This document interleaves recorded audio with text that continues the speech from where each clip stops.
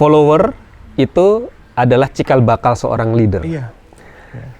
Seringkali kita memang terkotakkan pada pendapat bahwa kalau kamu mau berhasil, kamu tuh nggak boleh hanya ngikut-ngikut, nggak boleh hanya jadi followers. You have to take your position as a leader. Terkadang sebagai karyawan kita melihat visi atau misi itu sesuatu yang ada di awan, gitu. Sesuatu yang ini sebenarnya maksudnya apa gitu. Karena kurang, kalau secara langsung dikoneksikan dengan kehidupan sehari-harinya kayaknya masih jauh. Gitu ya. Iya, betul.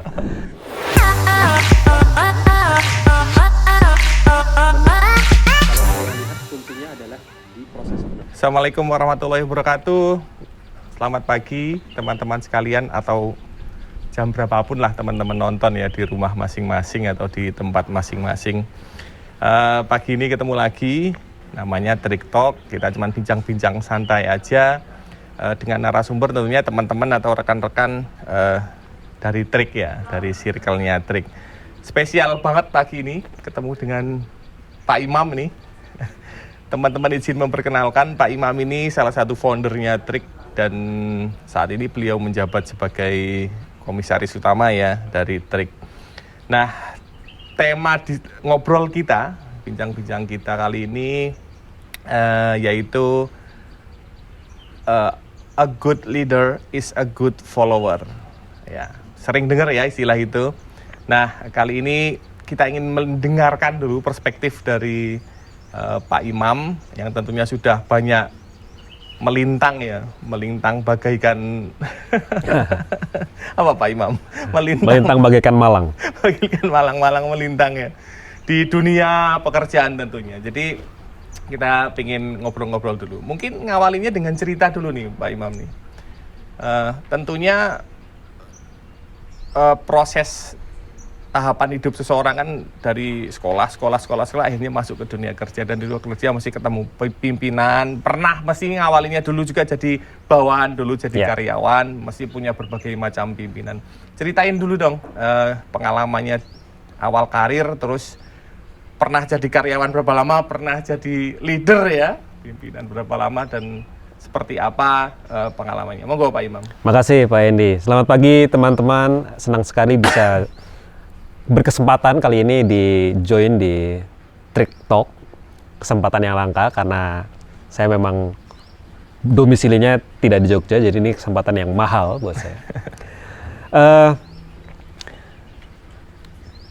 Pengalaman saya dalam karir tuh kalau boleh saya bilang kurang lebih sama dengan yang kebanyakan orang. Saya mulai dari ketika habis lulus, saya mulai dengan proses untuk mencari pekerjaan yang lazim terjadi, di mana mendaftar, kemudian gagal, coba lagi, ada yang sempat sampai ke interview, coba lagi, dan akhirnya ketemu dengan satu tempat kerja pertama saya dulu di Kalimantan, di mana itulah awal saya berproses. Dan begitu masuk ke pekerjaan, karena memang newbie, anak baru, tentu saja masuknya ke tingkat yang waktu itu sesuai dengan kapasitas saya sebagai pekerja lah, pekerja yang baru. Jadi saya masuk graduate ya Pak ya? Fresh graduate, jadi masih baru keluar dari bawah kan gitu. Baru keluar dari tempat belajar, kemudian mencoba menerapkan apa yang sudah dipelajari itu ke dunia nyata. Nah, berangkat dari proses itu, saya memang kemudian masuk ke satu lingkungan ekosistem yang berbeda, yaitu dunia kerja. Dan masuk ke bagian sistem yang sudah ada strukturnya. Karena kan di berbagai tempat di pekerjaan umumnya, hierarki sistem itu pasti sudah terbangun, khususnya untuk perusahaan yang sudah established. Settle. Jadi saya masuk sebagai staff, tentunya punya teman kerja dan juga punya atasan. Disitulah kemudian belajar bagaimana menempatkan diri sebagai bagian dari tim.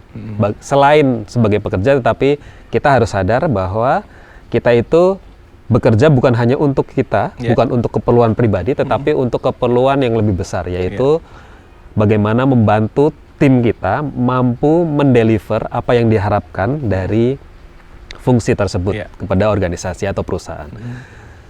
Lalu banyak proses pembelajaran di lapangan maupun di dalam kantor sendiri, yang seiring dengan waktu membuat saya bisa lebih memahami bahwa memang kalau berada di dunia kerja ataupun di lingkungan yang mengharuskan kita berkinerja baik, kita tidak bisa hanya mengandalkan kemampuan diri sendiri.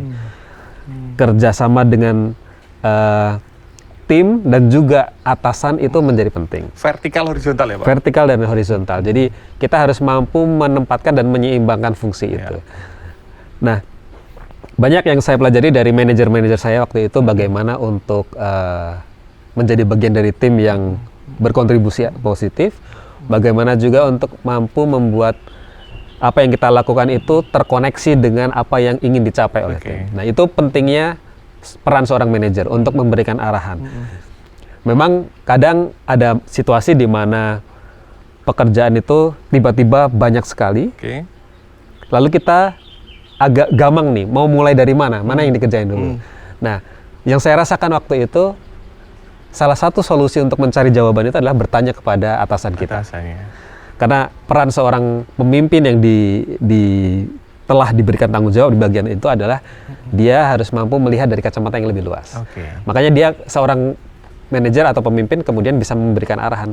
Ini dulu yang diprioritaskan, nanti selanjutnya ini, dan yang sisanya bisa menyusul. Itu kemudian berjalan sekian lama, saya juga kemudian mengalami beberapa perubahan di dalam karir. Akhirnya kemudian masuk berkesempatan juga ke tempat kerja yang sifatnya cukup berbeda dengan tempat kerja yang sebelumnya.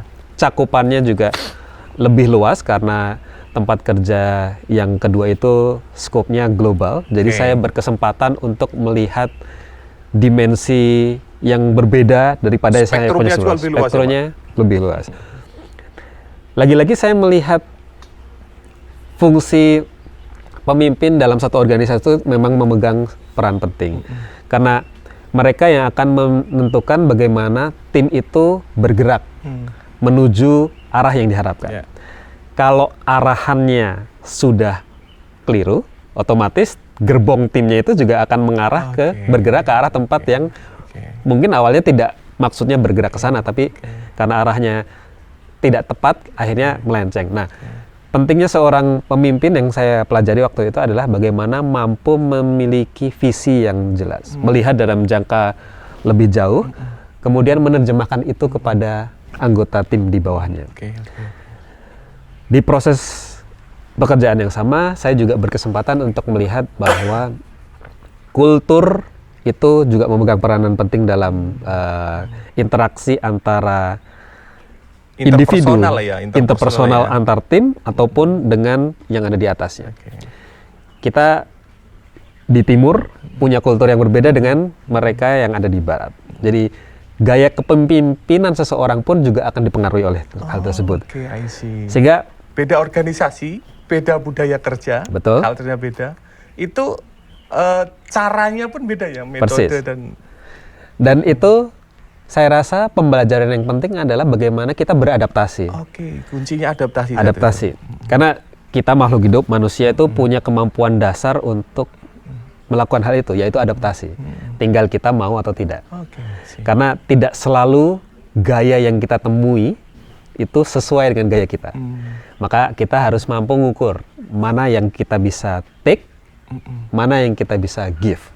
Jadi itulah proses adaptasinya.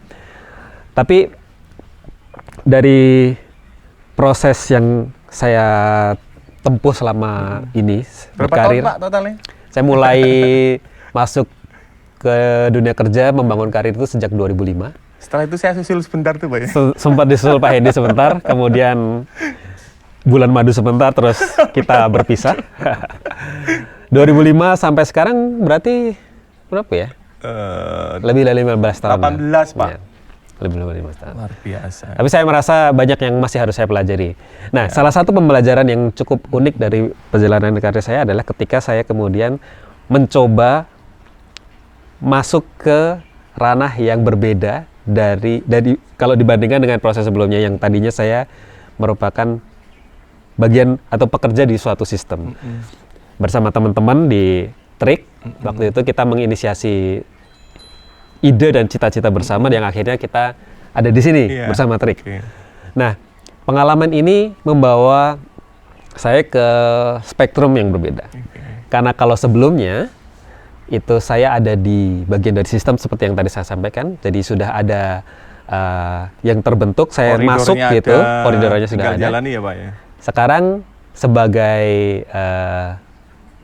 penginisiasi atau inisiator atau founder gitu, kita harus men-set up semuanya dari awal. Dan berada pada posisi yang berbeda kalau dibandingkan dengan pekerja. Karena kita di posisi yang memulai dari awal, dan kalau di struktur organisasi atau perusahaan gitu kita ada di layer yang lumayan di atas gitu ya, sehingga kita bisa melihat banyak hal dari kacamata yang lebih luas. Nah, lagi-lagi pembelajaran kalau bicara tentang kepemimpinan yang saya rasa menjadi penting adalah bukan masalah kita bisa memberikan instruksi atau kita meminta orang melakukan sesuatu. Ketika kita berada di kapasitas seperti saat ini di Trik, itu yang menjadi penting adalah kita mampu membayangkan dan berimajinasi. Trik itu nanti 5, 10, 15, 20 tahun lagi mau jadi seperti apa. Lalu dari imajinasi itu kita tuangkan dalam satu visi dan diturunkan menjadi tingkatan-tingkatan lebih teknis yang kemudian bisa dibagikan ke kawan-kawan staff di Trik. Sehingga proses itu juga membangun saya untuk kemudian belajar lebih keras lagi bagaimana sih menempatkan diri untuk menjadi seseorang yang harus mampu membayangkan visinya lalu menerjemahkan ke sesuatu yang konkret supaya teman-teman di lapangan atau di operation itu memiliki pemahaman yang solid tentang apa yang mau dituju, kemana arah kita, dan akhirnya kemudian mampu mengembrace itu, mengadopsi apa yang ingin dicapai perusahaan itu sebagai bagian dari tujuan individunya.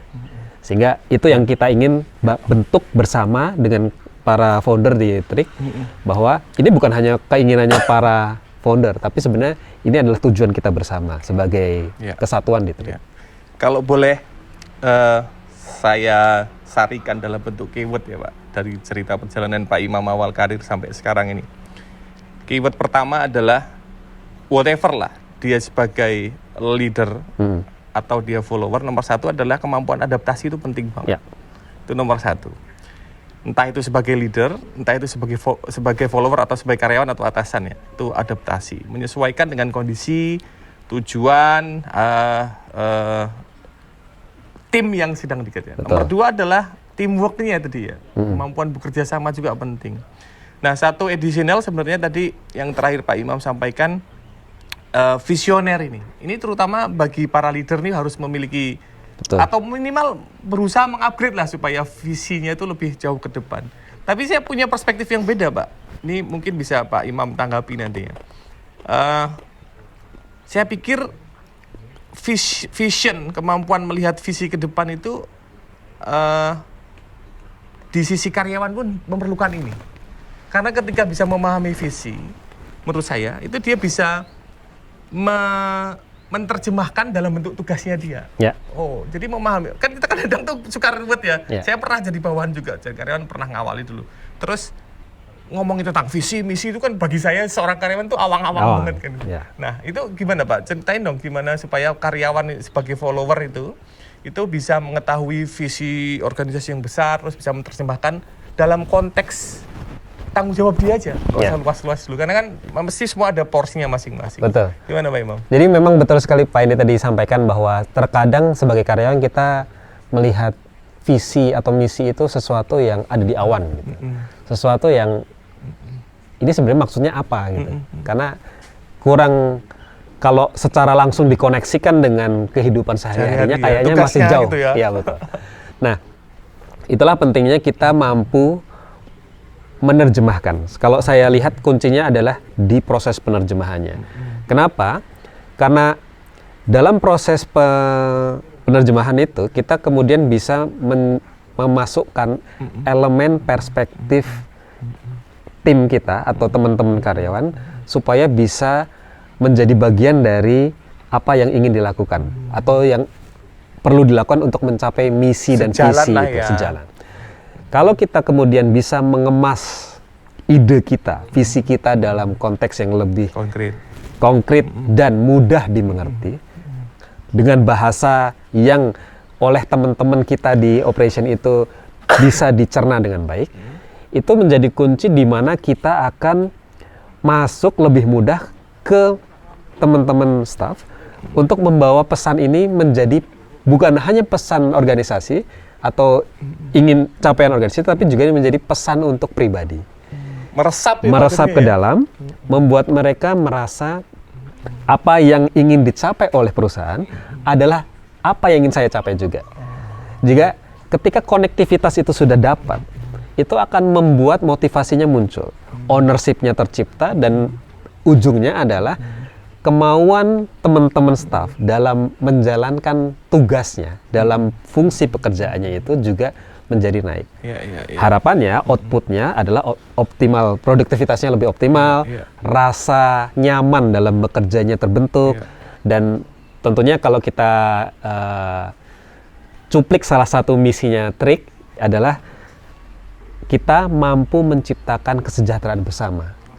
Karena perusahaan tentu punya orientasi untuk profitability, tapi kita di Trik salah satu misinya adalah karena kita melihat salah satu komponen penting kita untuk tumbuh adalah karyawan yang merasa nyaman dan mampu mendapatkan manfaat optimal, maka kesejahteraan bersama, owner, manajemen, staff itu menjadi kunci penting.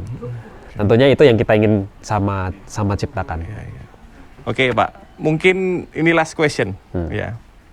Bagi-bagi tipsnya, Pak, dari pengalaman Pak Imam sudah 18 tahun bekerja ini ya.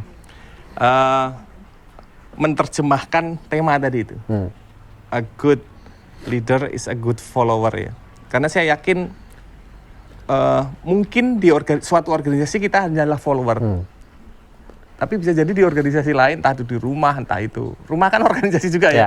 Ada anak, ada istri, terus nanti di keluarga. Jadi Pak RT mungkin bisa jadi. Betul. Ternyata di lingkungan sosialnya jadi leader. Atau ketua klub mobil. Iya, tips-tips yang mungkin bisa membuat kita itu menjadi sesuatu yang benar-benar, kalau istilahnya tuh bersungguh-sungguh ya. Ketika jadi follower tuh apa sih yang kira-kira bisa bersungguh-sungguh dan optimal menjadi follower, begitu pula ketika jadi leader. Karena tadi kan kembali lagi ke awal diskusi awal tadi.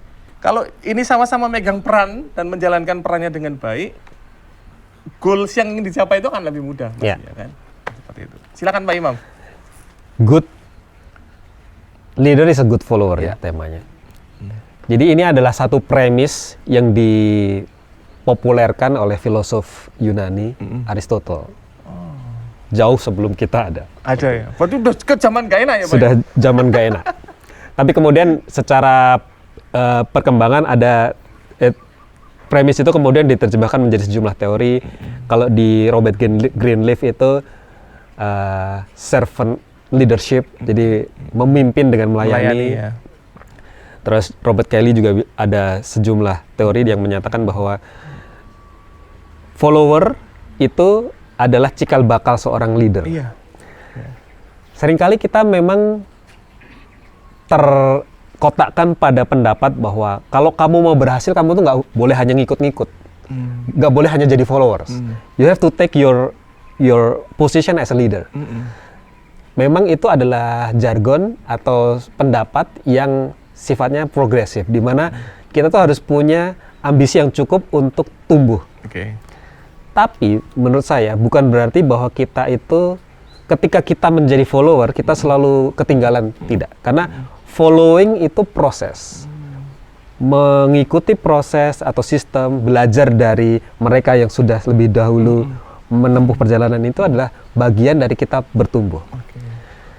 Memimpin juga tidak harus selalu di depan. Di Jawa kita punya slogan Ingarso Seng Tulodo, Ing Madya Mangun Karso, Tutwuri Handayani.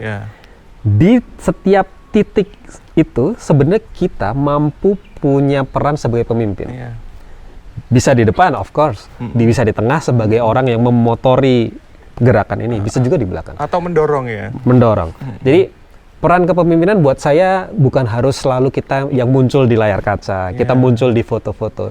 Tapi bagaimana kita menempatkan diri bahwa kita sadar sepenuhnya dan kita secara utuh itu bisa hadir di situ dan tahu bahwa saya adalah bagian dari satu sistem yang lebih besar daripada saya dan keluarga. Di mana kalau saya mau berkontribusi dengan baik, saya pasti bisa memberikan manfaat kepada sistem itu. Sistem itu bisa perusahaan, bisa lingkungan sekitar kita, bisa negara, ataupun yang lebih gede lagi, kepada dunia. Jadi bagian dari proses itu saya rasa menjadi pembelajaran yang penting. Juga buat saya dari pengalaman yang ada, menapaki proses menuju kepemimpinan atau jenjang kepemimpinan yang ada biasanya di atas, itu juga menjadi modal yang cukup penting bagi setiap individu untuk bisa tumbuh. Karena kadang ada seseorang yang karena punya kesempatan bagus, dia lompat dari, misalnya tadi dari staff, kemudian dia lompat jadi pemimpin. Dia ada melewatkan layer tengah di mana jadi manajer. Buat saya ada dua sisi saya melihat itu. Pertama, berarti dia berkesempatan istimewa untuk cepat akselerasinya. Tapi yang dia lewatkan itu juga banyak. Tahapan untuk menuju ke tangga yang tertinggi itu di setiap titiknya punya ilmu dan pembelajaran kunci. Dan pemimpin kan bukan hanya mengetahui atau tentang kompetensi saja. Pemimpin yang bisa benar-benar mewujudkan diri sebagai seseorang yang memiliki kekuatan untuk menggerakkan atau melakukan perubahan adalah mereka yang mampu mengeluarkan potensi terbaik dari para anggota timnya. So it's not about you, it is about the others. Juga ketika mereka mampu mendorong teman-teman atau anggota-anggota yang tadinya menjadi followersnya dia menjadi leader baru. Jadi itu yang menjadi salah satu tolak ukur apakah ketika kita duduk di kursi kepemimpinan, apakah kita mampu memerankan peran sebagai seorang leader dengan baik. Jadi apakah followers itu selalu jelek? Tidak, karena itu bagian dari proses. Jadi ketika kita nanti sudah sampai di titik leadership-nya atau menjadi pemimpinnya, maka itu nanti akan diterjemahkan dalam kemampuan kita memimpin berdasarkan contoh. Jadi lead by example. Jadi seorang pemimpin yang bisa memberikan contoh kepada mereka yang ada di bawahnya untuk menuju tujuan bersama dengan cara-cara yang baik dan empatik, tapi tetap memiliki cita-cita yang ingin dicapai. Jadi saya rasa follower dan leader itu adalah dua elemen yang saling melengkapi. Dia proses yang menjadi satu kesatuan, dan itu akan membuat proses kita dalam memimpin akan menjadi lebih seru. Ya, Pak Imam, terima kasih banyak ini sharingnya luar biasa. Kalau istilahnya teman-teman di podcast lainnya itu daging semua. Tapi karena saya suka tempe, sekarang isinya tempe semua. Boleh. Oke, menutup diskusi ngobrol-ngobrol pagi ini ya. Saya ingat salah satu quotes dari tokoh di Indonesia, Pak Kuntoro Mangkusubroto, Pak. Dia cuma berpesan, dan saya sangat mengingat-ingat itu beberapa tahun lalu saya dengar dan saya terapkan. Yaitu dimanapun kamu, entah itu jadi leader, entah itu sebagai follower ya, ada 3 kata kunci yang sebenarnya akan sangat membantu dalam memposisikan diri dan berperan di posisi itu. Yaitu yang pertama, lihat, yang kedua dengar, dan rasakan. Jadi melihat kondisi, dengarkan sekitarnya, dan rasakan seperti apa harusnya kita berkontribusi di masing-masing. Itu Pak Imam, makasih banyak. Terima kasih. Terima kasih teman-teman Trik Talk. Sampai ketemu di episode berikutnya. Terima kasih. Assalamualaikum warahmatullahi wabarakatuh. Terima kasih Pak Imam. Terima kasih.